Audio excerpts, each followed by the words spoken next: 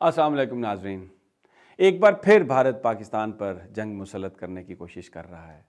ये क्यों बार बार मोदी पाकिस्तान के खिलाफ फॉल्स फ्लैग ऑपरेशन, कभी जाली सर्जिकल स्ट्राइक का सहारा लेता है?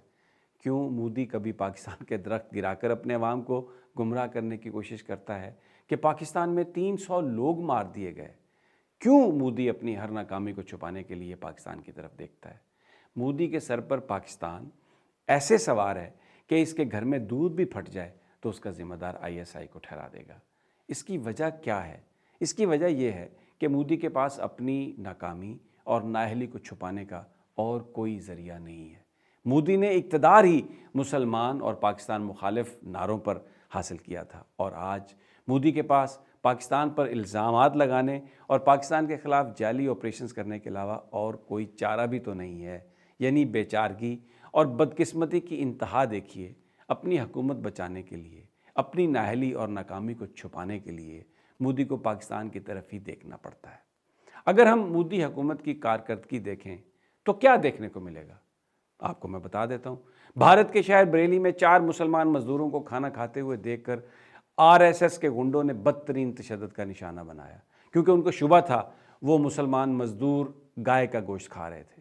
राजस्थान में पहलू खान नामी मुसलमान को गाय ले जाने पर सरेआम कत्ल कर दिया गया, और उसके कत्ल में मुलव्वस 6 के 6 मुजरिमों को अदालत ने बरी कर दिया।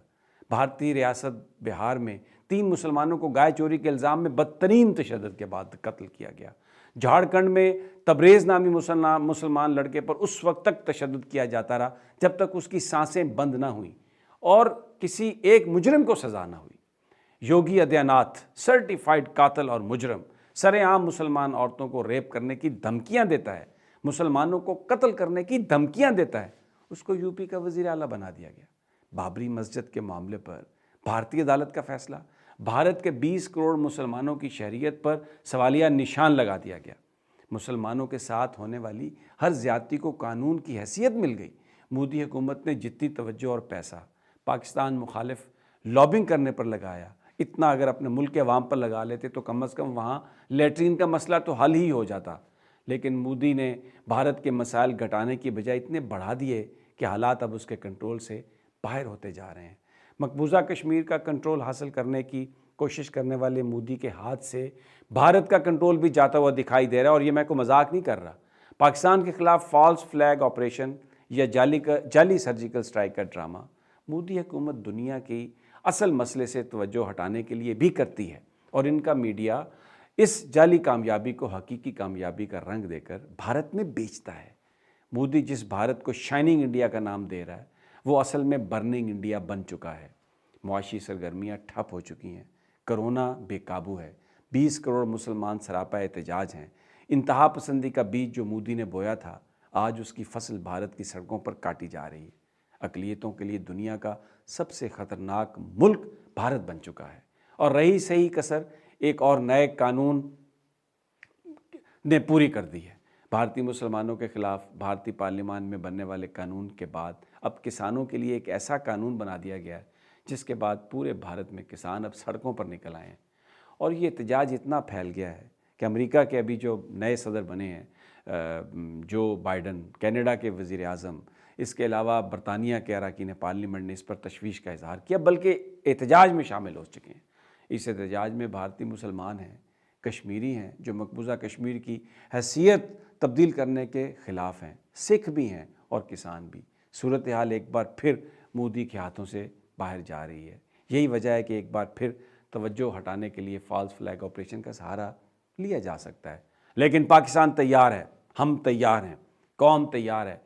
भारत को इस तरह का जवाब दिया जाएगा जैसे 1965 में दिया गया। भारत को इसी तरह का जवाब दिया जाएगा जैसे कारगिल के महाज पर दिया गया। भारत को इसी तरह जवाब दिया जाएगा जो दिन की रोशनी में 27 फरवरी को दिया गया था, जब अभिनंदन पाकिस्तान अपना जहाज़ लेके आया था, और फिर उसके साथ जो हुआ वो सब पूरी दुनिया ने देखा। अब भारत पाकिस्तान पर जो जंग दोबारा एक मुसल्लत करने की कोशिश कर रहा है, करना चाह रहा है, ये कोशिश कामयाब नहीं होगी। ये जाली सर्जिकल स्ट्राइक्स, ये सारे जो मामलात हैं, पाकिस्तान की फ़ौज तैयार है। جنرل قمر جاوید باجوہ نے جو ہمارے پاس اطلاعات آئی ہیں اس کے پاکستان کی فوج کو اس حوالے سے بھرپور طریقے سے تیار کر دیا گیا ہے۔ جو ڈوزیئر دیا تھا پاکستان نے، دنیا بھر کے سفیروں کو دیا، ہر جگہ پہنچایا گیا، اس کے نتائج سامنے نظر آ رہے ہیں۔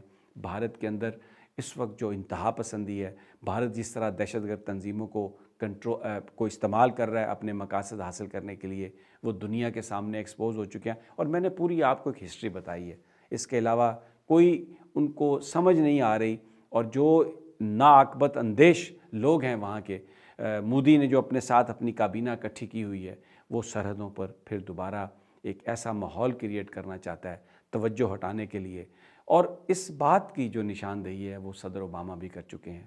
منموہن سنگھ کے ساتھ جو ان کی گفتگو سی، اس گفتگو کو بیان کرتے ہوئے پریزیڈنٹ اوباما نے یہ بات کہی تھی کہ منموہن سنگھ نے یہ کہا ہے کہ بھارت میں آج بھی اگر پاکستان کی مخالفت کی بات کی جائے، آج بھی اگر مسلمانوں کے خلاف بات کی جائے، تو وہ پوری جو بھارت کے اندر جو ہندو کمیونٹی ہے اس کو متحد کرنے میں بہت ہی وائٹل ہے، ایک کیٹلسٹ کی طرح وہ کام کرتی ہے۔ اس پر بھارت نے بڑا احتجاج بھی کیا، ایک وکیل نے اوباما کے خلاف کیس بھی کر دیا، لیکن یہ جو کچھ بھی کہا اوباما نے، یہ سچ کہا، اور اس کا عملی مظاہرہ ہمیں نظر آ رہا ہے اس وقت بھی کہ اپنی ناکامیاں، اپنی جو خرابیاں ہیں ان سے توجہ ہٹانے کے لیے، ایک دفعہ پھر انتہا پسند ہندوؤں کو اکٹھا کرنے کے لیے پاکستان کا نام، پاکستان کے خلاف فالس فلیگ آپریشن کی بات، جعلی سرجیکل اسٹرائک کی بات۔ لیکن اس وقت صورتحال یہ ہے کہ دلی جو ہے وہ اس میں آپ داخل نہیں ہو سکتے۔